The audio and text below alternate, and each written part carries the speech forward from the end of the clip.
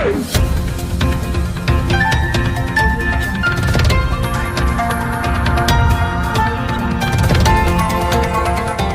देख रहे हैं मगरा न्यूज राजस्थान, खबरें सबसे तेज।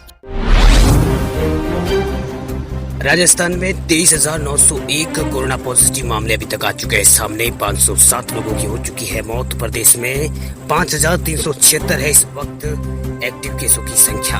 राजस्थान में आज सुबह 10:30 बजे तक कोरोना वायरस के 153 नए मामले सामने आए हैं और 4 व्यक्तियों की मौत हुई है। राज्य में अब कोरोना वायरस पॉजिटिव मामलों की संख्या 23,901 हो चुकी है, जिसमें 5,492 अभी सक्रिय मामले हैं और 507 लोगों की राजस्थान में कोरोना के कारण जान चली गई है। राजस्थान में एक बार फिर कोरोना संक्रमण के मामले में तेजी दिखाते हुए सरकार ने विस्तृत एडवाइजरी जारी की है और सुरक्षित और सामाजिक दूरी, सार्वजनिक स्थलों पर भीड़ और अन्य नियमों की सख्ती से पालन कराने के निर्देश जारी किए गए हैं। राजस्थान में रविवार को कुल संक्रमण के 153 केस सुबह आए हैं, जिसमें अजमेर से 25, अलवर से 42, बांसवाड़ा से 2, बाड़मेर से 7 और बूंदी से 4 केस सामने आए हैं। जयपुर से 31, कोटा से 14 और सिरोही जिले से 13 केस सामने आए हैं। वहीं झुंझुनू से 4 और अन्य 3 केस सामने आए हैं। राजस्थान में कुल पॉजिटिव मरीजों की संख्या अभी राजस्थान में 23,901 सक्रिय मामले हो गए हैं। वहीं राजस्थान में सक्रिय मामले इस वक्त टोटल मामले पॉजिटिव 23,901 है। सक्रिय मामले 5,492 है। 4 लोगों की मौत हुई है। अब तक राजस्थान में 507 लोगों की कोरोना के कारण मौत हो चुकी है। वहीं राजस्थान में कुल पॉजिटिव केस 23,768 हुए थे। इसके बाद में ये 153 जुड़े हैं। राजस्थान में पिछले 10 दिनों से कोरोना संक्रमण तेजी से बढ़े हैं। शनिवार सुबह तक राजस्थान में 5,211 एक्टिव केस थे। यहाँ तक 23,344 संक्रमित केस आ चुके थे। पिछले 10 दिन में हर रोज औसतन 400 से 500 नए मामले सामने आए हैं। इसी को देखते हुए सरकार ने 17 बिंदुओं की एक एडवाइजरी फिर से जारी की है। राजस्थान के गृह विभाग की ओर से जारी एडवाइजरी में कहा गया है कि सभी प्रयासों के बावजूद पिछले कुछ दिनों में संक्रमण के मामले तेजी से बढ़े हैं। इसका प्रमुख कारण सरकार की ओर से जारी आदेशों की एडवाइजरी की पालना नहीं किया जाना है। आम जनता सुरक्षित और सामाजिक दूरी और मास्क पहने, सैनिटाइजर्स और सार्वजनिक स्थल पर थूकना, सार्वजनिक कार्यक्रमों में एकत्रित होने जैसे मामलों पर नियमों की पालना लोग नहीं कर रहे। ऐसे में संक्रमण के प्रभावी नियंत्रण करने में दिक्कतें हो रही है। अब ऐसे में सरकार की ओर से फिर से एडवाइजरी जारी की जा रही है, जिसकी सख्ती से पालना की जाना है, अन्यथा महामारी आदेश आपदा प्रबंधन अधिनियम के तहत कानूनी कार्रवाई की जा सकती है। सरकार की ओर से जारी एडवाइजरी में 6 फुट की दूरी रखने, भीड़ से बचने और बैठक का आयोजन वीडियो कॉन्फ्रेंसिंग से आयोजन करने और शादियों में निर्धारित संख्या में मेहमान बुलाए जाने और अनावश्यक कार्यक्रम आयोजित नहीं करने, गैर जरूरी यात्राओं पर बचने सहित 17 बिंदुओं को शामिल किया गया है। राजस्थान बोर्ड 12वीं कॉमर्स के परिणाम के बाद अब कला संकाय का परिणाम भी आएगा। सबसे अंत में 10वीं का परिणाम जारी होगा। जुलाई के अंत तक सभी परिणाम जारी होने की संभावना है। राजस्थान माध्यमिक शिक्षा बोर्ड अपना दूसरा परिणाम सोमवार 13 जुलाई को जारी करेगा। 12वीं विज्ञान वर्ग के बाद अब कॉमर्स के नतीजे वे कल जारी करेंगे। सोमवार सुबह 11:15 पर अध्यक्ष डॉक्टर डी.पी. जरौली इस परिणाम को जारी करेंगे। 12वीं कॉमर्स में 36,551 प्रतिशत रजिस्ट्रेड है, जिससे पहले 8 जुलाई को 12वीं विज्ञान का नतीजा शिक्षा मंत्री गोविंद सिंह डोटासरा ने जारी किया था। 12वीं विज्ञान वर्ग के नतीजे शिक्षा राज्य मंत्री गोविंद सिंह डोटासरा ने शाम 4 बजे माध्यमिक शिक्षा बोर्ड के दफ्तर से जारी किया था। बोर्ड के 12वीं विज्ञान में 2,39,800 छात्र छात्राओं ने हिस्सा लिया था, जिसमें 2,18,000 परीक्षार्थी पास हुए हैं। विज्ञान के कुल पास प्रतिशत राजस्थान में 2.6 रहा है। वहीं पिछले 3-4 वर्षों से राजस्थान बोर्ड की परंपरा रही है कि 12वीं साइंस और कॉमर्स का परिणाम एक साथ आता है, लेकिन इस बार दोनों अलग अलग इनको कर दिया गया। इस बार बोर्ड पहले 12वीं साइंस का रिजल्ट इन्होंने जारी किया था। 12वीं कॉमर्स के परिणाम के बाद अब कला का परिणाम आएगा। सबसे अंत में 10वीं का परिणाम जारी होगा। जुलाई के अंत तक सभी परिणाम जारी होने की संभावना है। रिजल्ट जारी होने के बाद आप Rajasthan education board Rajasthan gov.in के अलावा राजस्थान result.nic पर भी आप रिजल्ट चेक कर सकते हैं।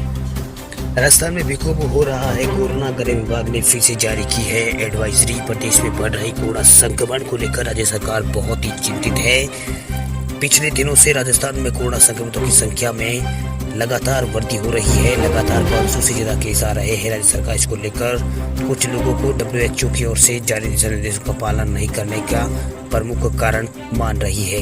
ऐसे में कोरोना संक्रमण की रफ्तार को रोकने के लिए गृह विभाग ने फिर से एडवाइजरी जारी की है। लॉकडाउन की अनलॉक प्रक्रिया शुरू होने के बाद कोरोना संक्रमण के मामले में तेजी से राजस्थान में बढ़ोतरी हुई। हालांकि यह है कि पिछले एक सप्ताह में प्रदेश में कोरोना संक्रमितों की संख्या लगातार 500 से ऊपर आ रही है। कुछ जगह पर कोरोना संक्रमण का विस्फोट भी हो रहा है। कोरोना संक्रमण को रोकने के लिए सरकार की ओर से व्यापक इंतजाम किए गए हैं। राजस्थान और राज्य स्तर पर किए गए इंतजामों की बदौलत कोरोना संक्रमण को रोकने में सफलता भी मिली है, लेकिन लोगों की लापरवाही की वजह से कोरोना संक्रमण फिर से बढ़ने लगा है। कोरोना संक्रमण के बढ़ने के पीछे लोगों को सोशल डिस्टेंसिंग का पालन नहीं करना, मास्क नहीं लगाना, प्रतिबंधों के बावजूद कार्यक्रमों का आयोजन करना, बड़ी संख्या में लोगों का वहां पर एकत्रित होना, ये कई कारण सामने आए हैं।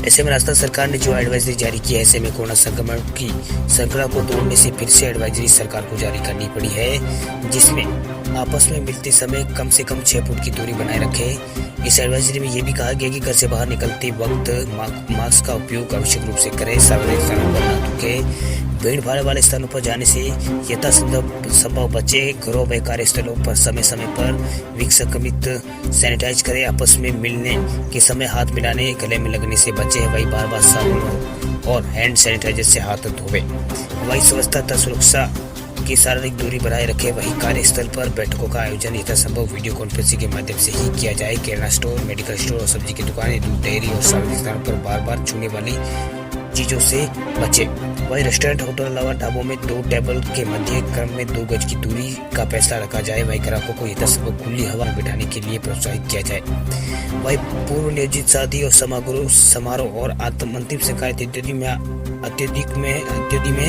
आगंतुकों की संख्या सीमित रखे, वही गैर जरूरी होने पर ही यात्रा से बचे, साथ ही सार्वजनिक परिवहन हवाई यात्रा के दौरान सोशल डिस्टेंसिंग रखें, वही सभी चिकित्सा संस्थानों में कोरोना वायरस से संबंधित प्रोटोकॉल का पालन करें, ऑनलाइन कंपनियों जैसे होम डिलीवरी करने वाले व्यक्तियों के लिए सुरक्षात्मक उपाय करें, वही नोट और फाइल की पृष्ठ पलटने के लिए पानी का प्रयोग करें, वही एडवाइजरी की पालना नहीं करने पर कोरोना वायरस कानून के तहत इन पर कार्रवाई के प्रावधान भी राजस्थान सरकार ने किया है। राजस्थान की सियासी घमासान पर बोले कि कपिल सिब्बल अपनी पार्टी को लेकर हों चिंतित।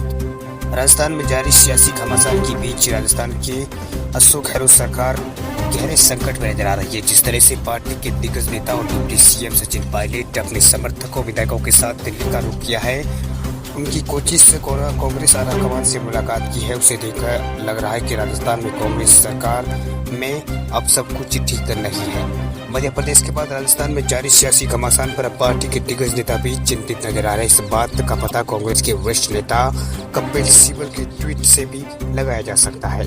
कांग्रेस के दिग्गज नेता कपिल सिब्बल ने अपने ट्वीट में लिखा कि अपनी पार्टी के लिए मैं चिंतित हूँ, क्या घोड़ों के अस्तबल से निकलने के बाद ही हम जगेंगे। सिब्बल ने इस ट्वीट में सीधे तौर पर राजस्थान का जिक्र नहीं किया, लेकिन जिस तरह से उन्होंने अपनी बात कही उससे साफ पता चल रहा है कि उनका इशारा राजस्थान की ओर है। दरअसल राजस्थान में जिस तरह सीएम अशोक गहलोत और डिप्टी सीएम सचिन पायलट के बीच तल्खी की खबरें सामने आ रही है, ऐसे में कांग्रेस आलाकमान की चुप्पी कहीं न कहीं कपिल सिब्बल ने ट्वीट के जरिए इस पर सवाल उठाए हैं।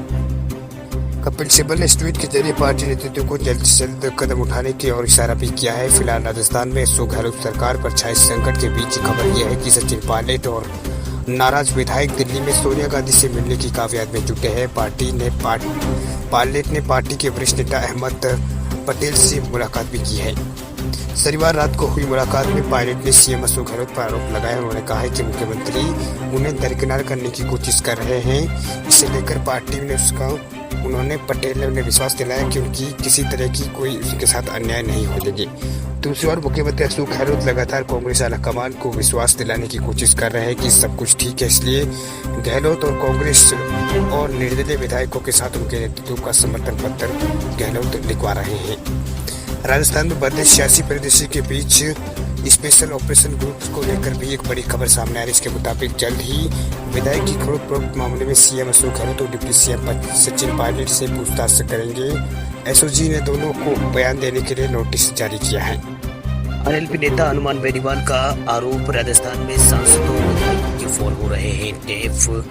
राजस्थान में सियासी उठपटांग तेज हो गई है। मुख्यमंत्री अशोक गहलोत और उप मुख्यमंत्री सचिन पायलट आमने सामने आ गए हैं। आरोप ये भी लगाया जा रहा है कि राजस्थान में गहलोत सरकार को अस्थिर करने की साजिश चल रही है। इस बीच राष्ट्रीय लोकतांत्रिक पार्टी के संयोजक हनुमान बेनीवाल ने कहा है कि राजस्थान में सांसदों और विधायकों के फोन टैप हो रहे हैं, जो निजता अधिकार का उल्लंघन है। बेनीवाल ने फोन टैपिंग का आरोप police special operation group SOG पर मढ़ा है। आपको बता दें कि हनुमान बेनीवाल की पार्टी आरएलपी राष्ट्रीय लोकतांत्रिक पार्टी एक जनतांत्रिक पार्टी एक दल है।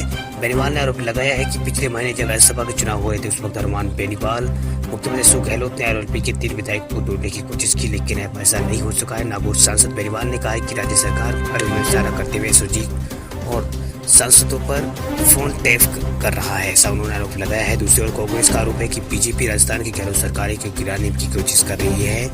कांग्रेस नेताओं ने कहा है कि दिल्ली में बैठे बीजेपी के नेता राजस्थान सरकार को अस्थिर करने में लगे हैं। इस पूरे घटनाक्रम में एसओजी की सक्रियता बढ़ गई है।